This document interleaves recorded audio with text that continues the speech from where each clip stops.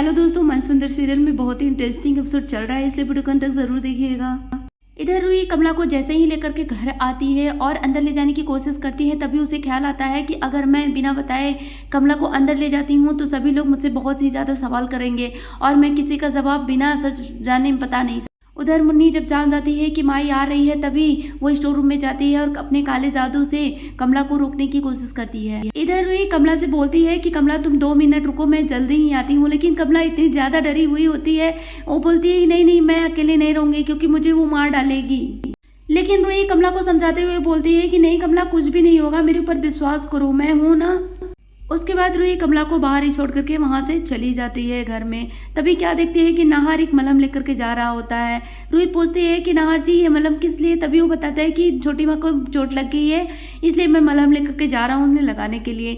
रूही घबरा जाती है कि छोटी माँ ठीक तो है? तभी नाहर बोलता है हाँ ठीक है, बस बहुत ज़्यादा चोट नहीं आई है।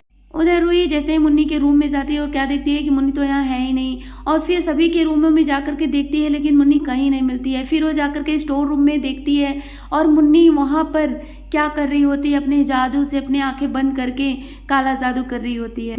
इधर कमला के ऊपर मुन्नी के काला जादू करने पर रेलिंग गिर जाती है और कमला गिरी हुई रहती है। और उधर मुन्नी को देख करके रूही घबरा जाती है कि मुन्नी यहाँ पर हो और तुम क्या कर रही थी?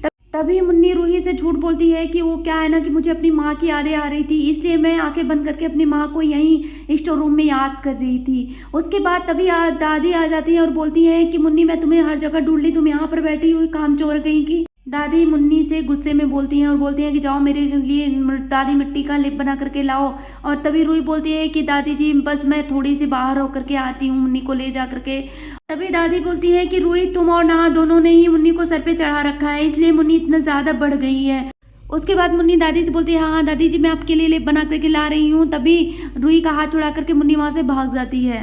उसके बाद रूही सोचने लगती है तो बहुत ही अच्छी बात है, दादी अपने रूप में लेप लगा कर बैठी रहेंगी और माँ जी की भी तबीयत नहीं ठीक है, मैं ऐसा करती हूँ कमला को अंदर ही ला करके मुन्नी से मिला देती हूँ। उसके बाद रूही बाहर जाती है और क्या देखती है कि यहाँ तो कमला गिरी पड़ी हुई है, उसके ऊपर रेलिंग गिरा हुआ है। तभी रूही बहुत ही ज़्यादा घबरा जाती है।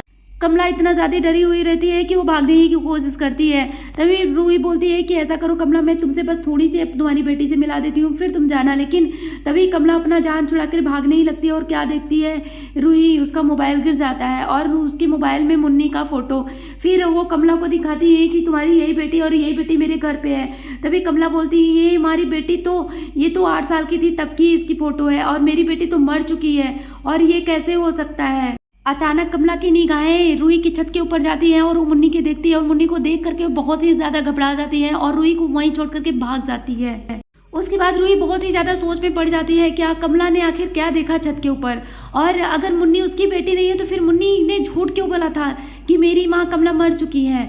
आखिर ये सब क्या बात है, मुझे सच जानना ही है। तभी अचानक रूही की पूरी फैमिली वहाँ आ जाती है और नाहर घबरा जाता है खून देख करके कि रेलिंग में खून कैसे लगा हुआ है। तो दोस्तों आज का एपिसोड यहीं पर समाप्त होता है, मिलती हूँ आपसे एक नए एपिसोड के साथ। धन्यवाद।